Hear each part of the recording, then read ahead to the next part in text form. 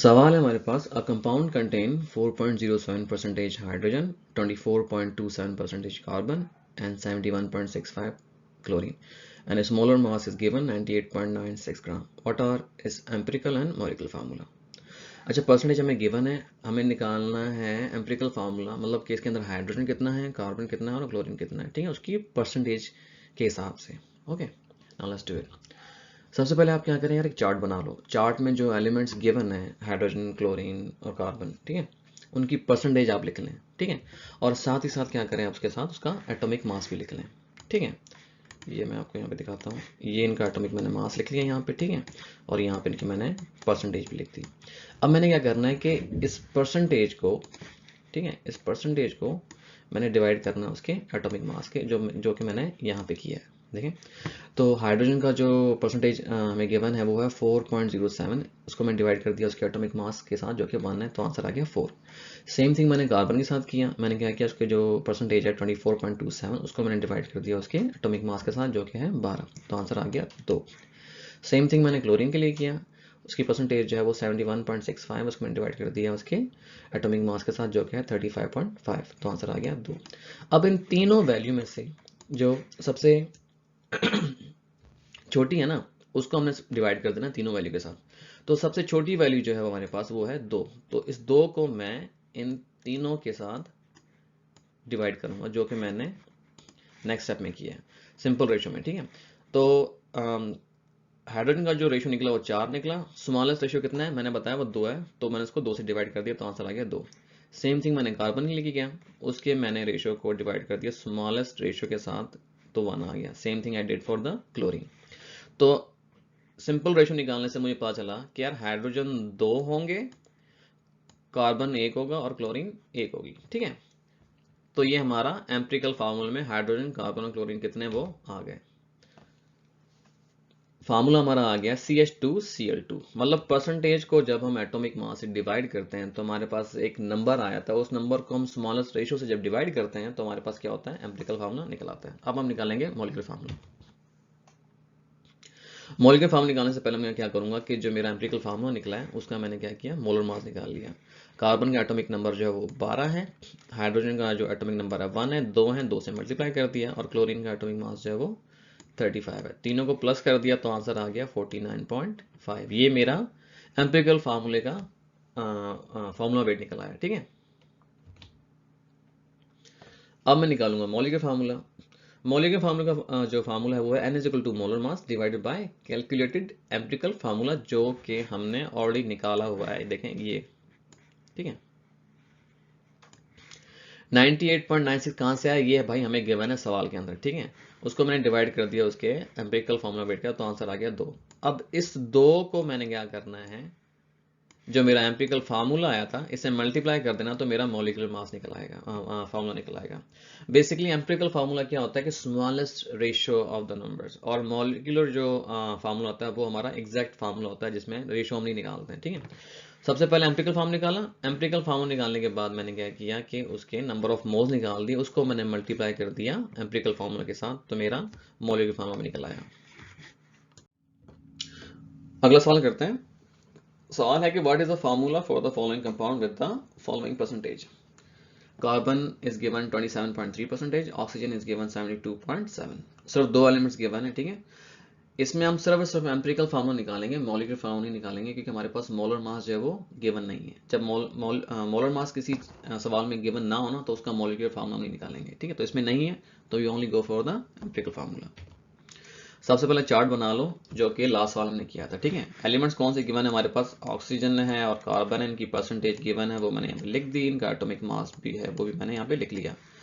Ratio percentage किस तरह निकालते हैं कि उसको डिवाइड करते हैं एटॉमिक मास के साथ. ऑक्सीजन का जो है परसेंटेज है वो है 72.1, डिवाइड कर दिया उसके एटॉमिक मास के साथ, तो आ गया 4.54. कार्बन की परसेंटेज है वो 27.3 है, उसको मैंने डिवाइड कर दिया उसके एटॉमिक मास के साथ, जो कि 12 है, तो आंसर आ गया 2.27. अब इसमें स्मॉलेस्ट रेशियो कौन सा है भाई, ये जो है इसके अंदर स्मॉलेस्ट रेशियो है, इसको मैंने डिवाइड करना है दोनों वैल्यू के साथ. ठीक है, तो जब मैंने इसको डिवाइड किया तो आंसर आ गया 2 फॉर ऑक्सीजन. कार्बन के साथ जब डिवाइड किया रेशियो को उसके स्मॉल रेशियो के साथ, तो आ गया 1. तो भाई पता ये चला कि ऑक्सीजन हमारे पास 2 है और कार्बन जो हमारे पास है वो 1 है. तो हमारा एम्पिरिकल फार्मूला निकला CO2। मॉलिक्यूलर फार्मूला इसके अंदर हम नहीं निकालेंगे, ठीक है। अगला सवाल करते हैं। नेक्स्ट सवाल है कि empirical formula of hexane is C3H7, its molecular weight is 86.2. What is the molecular formula of the hexane? अच्छा, इसमें हम एम्पिरिकल फार्मूला नहीं निकालेंगे कि ऑलरेडी हमें गिवन है, कह रहा है कि C3H7 जो है वो उसका एम्पिरिकल फार्मूला है। हमें सिर्फ क्या करना है, मॉलिक्यूलर फार्मूला निकालना है, और हमारे पास मोलर मास भी जो वो गिवन है 86.2 जो वो गिवन है।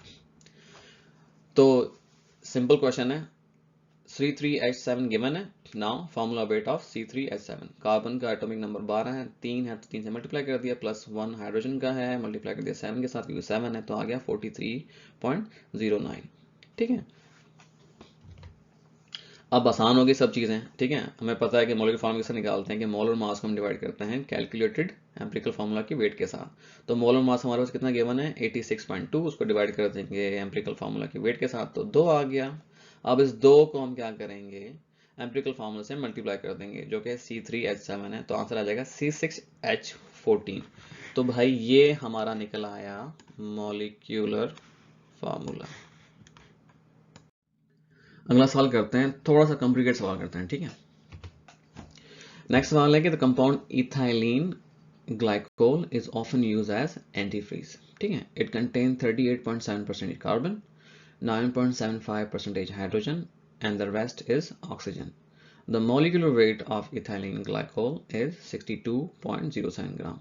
What is the molecular formula of ethylene glycol? अच्छा, इसमें हमने क्या करना है, एम्पिरिकल फार्मूला निकालना है, क्योंकि गिवन नहीं है, और हमें मॉलिक्यूलर फार्मूला निकालना है। इस सवाल में देखें एक चीज थोड़ी फर्क है, हमें कार्बन की परसेंटेज गिवन है, हाइड्रोजन की गिवन है, ऑक्सीजन की नहीं गिवन। 3 एलिमेंट्स हमें निकालने हैं, लेकिन उनमें से सिर्फ 2 की परसेंटेज गिवन है, एक की नहीं गिवन। तो अभी हम उसकी किस तरह निकालेंगे, ठीक है।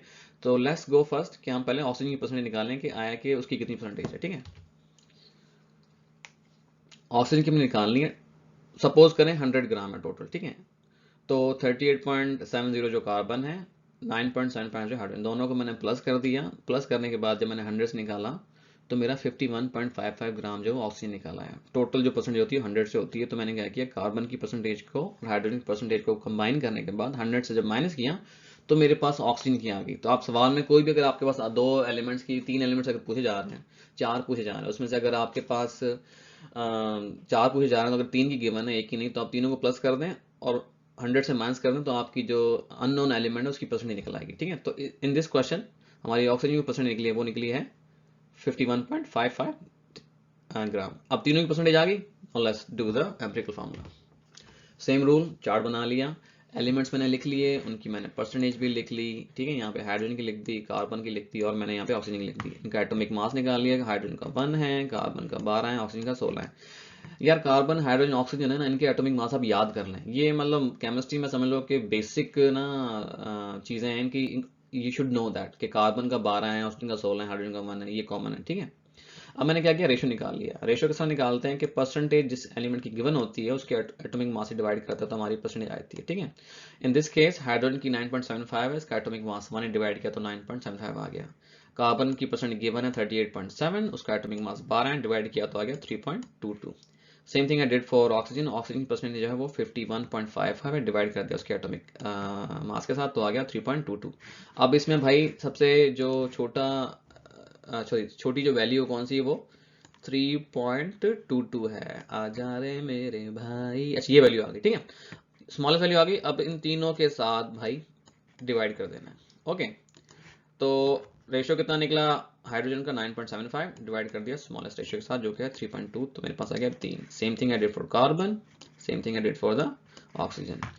अब भाई आप मुझे बताओ कि हमारे पास ऑक्सीजन कितने हैं, हाइड्रोजन कितने हैं और कार्बन कितने हैं। हाइड्रोजन हमारे पास निकल आया 3, कार्बन निकल आया 1 और ऑक्सीजन निकल आया 1। तो हमारा एम्पिरिकल फार्मूला क्या होगा, एम्पिरिकल फार्मूला होगा CH3O, ठीक है, ये निकला है। अब नेक्स्ट स्टेप क्या है, इसका मोलर मास निकालना है।